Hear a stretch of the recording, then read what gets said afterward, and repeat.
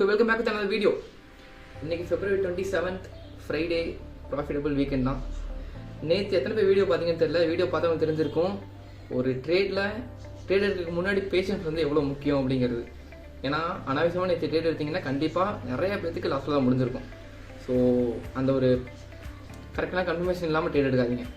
Second thing, இன்னைக்கு எடுத்த trade எடுத்ததுக்கு அப்புறம் இருக்கிற பேஷன்ஸ் வந்து எவ்வளோ முக்கியங்கிறது இன்னைக்கு டே வந்து உங்களுக்கு காமிச்சிருக்கும். நீங்கள் சப்போஸ் ட்ரேட் எடுத்துருந்தீங்க அப்படின்னா இன்னைக்கு நான் எடுக்கும் போதே 3 பாயிண்ட் வந்து லேட் ஆயிடுச்சு என்ட்ரி.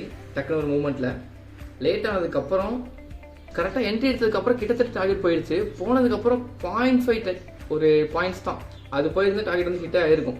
கரெக்டாக சேஞ்ச் பண்ணுற 200க்கு அதுக்குள்ளே டக்குன்னு ரிவர்ஸில் ஆகி கிட்டத்தட்ட ஸ்டாப் லாஸ் கிட்ட வந்துருச்சு. ஸ்டாப் லாஸ் இன்னைக்கு ஸ்ட்ரிக்டாக போட்டு வச்சிட்டோம். ஸ்டாப் லாஸ்னே டார்கெட் தான் இன்னைக்கு ஸ்ட்ரிக்டாக முடிவே பண்ணியாச்சு.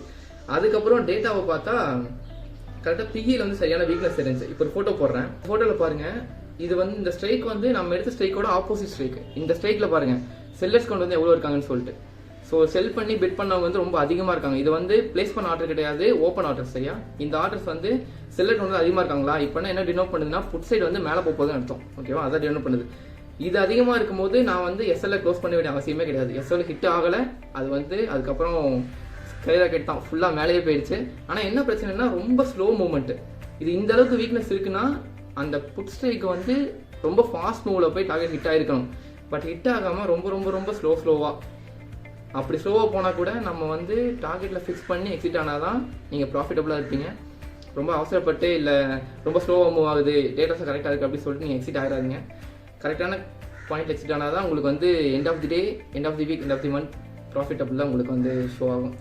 இன்றைக்கி எடுத்த ட்ரேட் வந்து கிட்டத்தட்ட 1:1 ஒரு 1:1.5 அப்படி தான் இருக்கும் ட்ரேடு இன்றைக்கி எடுத்தது. மோஸ்ட்லி ட்ரேட் அப்படி தான் இருக்கும். சில வாட்டி வந்து 1:2 1:3 வரும். ஸோ இதான் இன்றைக்கி எடுத்த ட்ரேட். இன்றைக்கி எடுத்த வீடியோவை நான் ரெக்கார்டில் கீழே போட்டு வரேன், வாட்ச் பண்ணுங்க கரெக்டாக. கடைசியில் எண்டில் போய் நான் சேஞ்ச் பண்ண ட்ரை பண்ணுவேன். அதுக்கப்புறம் அது ஹிட் ஆகிட்டு டக்குன்னு போயிடும். ஸோ கரெக்டாக ஒரு 12 to 13 பாயிண்ட்ஸ் வந்து கேப்சர் பண்ணியாச்சு. ஆக்சுவலாக 3 பாயிண்ட் லேட்டு முன்னாடி கேப்சர் பண்ணியிருக்கணும்.